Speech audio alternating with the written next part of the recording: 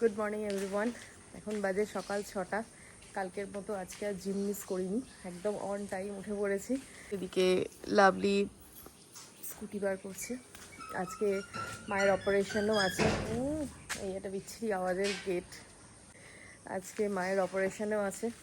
কালকে আমরা ডাক্তারের সাথে কথা বললাম, বলে যা বুঝতে পারলাম মাকে সম্ভবত অ্যাডমিট করতে লাগবে না, হসপিটালে আর কি ভর্তি করে রাখতে হবে না। এটা কিছু কয়েক ঘন্টার আর কি একটা প্রসেস।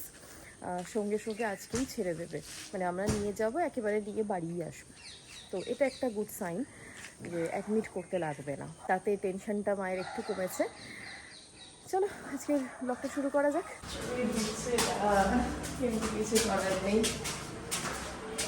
একজন এসেছে আজকে কার্ডিও, ঠিক আছে? হ্যাঁ, কালকে লুচি মাংস বার করতে হবে তো, বল কার্ডিও ছাড়া কেউ বার করতে পারবে না। আমি কালকে তো রাতে দাদাকে বলছি, এবার থেকে যাই সুখবর ওটা কেন তোকে দেবো না, কারণ তুই তো সবার আগে ওটাকে লুচি মাংসের সাথে জুড়ে দিবি। ভালো সুন্দর 1 ঘন্টার একটা সেশন, তারপর আর লাভলির শরীরে জান নেই। ওই দেখ পূজা ধামাকা অফার, আমারই ধামাকা হয়ে যাচ্ছে, আমার অফার নিতে চলে যাবে। তাহলে এখানে বসি রাখবো। এবার বাড়ি যাবো, গিয়ে একটু রেস্ট নেবো। আবার কি কটকটে রোদ উঠেছে, সানস্ক্রিনটাও মেখে আসি। कितना रूम दूर है, কি হে कितना रूम दूर है। চ চ চ চ पहले से ही हम ब्लैक थे और हो जाएंगे। ডাব খাবি? দেখ অনলাইন হয় কিনা দেখ, 700 ক্যাশ কে আনে। এই চাঁদ বদলটা দেখি আমার মনটা শুধু পাগল পাগল। 8টা বেজে গেছে, এখন অফিস যাসনি? ওই দাঁড়া ঠিক যাবো, কখন যাবি? 15 মিনিটে বেরিয়ে যাবো। তোর শাশুড়ির সঙ্গে দেখা করেছিস? কেন, কি হয়েছে? এসে থেকে? হ্যাঁ হয়েছে তো, দরজাটা বন্ধ কর, এসি চলছে। আজকে ইস, পুরো ড্রেসিং টেবিলটা নড়ে উঠলো। তুই বকো বলতে পারিস না? সকালে অফিস যাওয়ার সময় যত ঝামেলা। লাভলি हम तो आदर करते हैं। লাভলি দরজাটা বন্ধ কর, এসি চলছে, বন্ধ কর, চলে যাও। যারা এরকম সুন্দর বউ থাকে না, তার এমনি মনের মধ্যে ফুরফুর ফুরফুর করে দাও। তো টেনশন হচ্ছে না? চারটা পুরো মুখটা আমার ঘাম ঘাম হয়ে গেল। তো আমি তো ওয়ার্কআউট করে এসেছি না। তুই শার্টটা পরার সময় দেখিসনি পিছনে ঘর, ওই দেখ কালি লেগে রয়েছে। সবকিছু কমপ্লিট করে আমাদের বেরোতে বেরোতে প্রায় 15 মিনিটের মতো লেট হয়ে গেছে।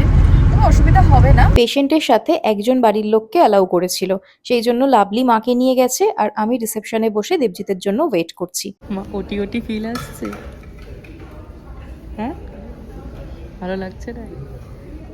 চোখ পরিষ্কার করে দিয়ে গেছে, মাথায় টুপি পরিয়ে দিয়েছে। এর মধ্যে কি দেখছো? মনটাকে ডাইভার্ট করার চেষ্টা করছে, মনটাকে ডাইভার্ট করার চেষ্টা করছে। যতক্ষণ দেখছো ততক্ষণ কিন্তু মাথায় কোনো টেনশন নেই, দেখেছো?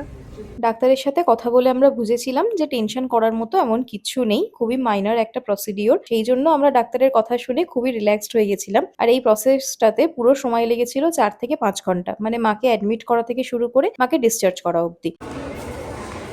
কানা এসছে, কারুর বসবাস কারুর সর্বনাশ। কানা এসছে। এইগুলো লুজ নেই, সাইড থেকে আলো দেখতে পাচ্ছ না একটু? দেখতে পাচ্ছ তো? টাটা। দেবজিৎ বেরিয়ে গেল, ওইখান থেকে সোজা চলে যাবে অফিসে, আর আমরা যাব বাড়িতে। সারা দিন হসপিটালে। এমনি সব ঠিক আছে তো? এমনি ঠিক আছে, সব ঠিক আছে। বাজে 7:30, এই জাস্ট বাড়ি এলাম। আজকে সারাটা দিন হসপিটালে কাটলো।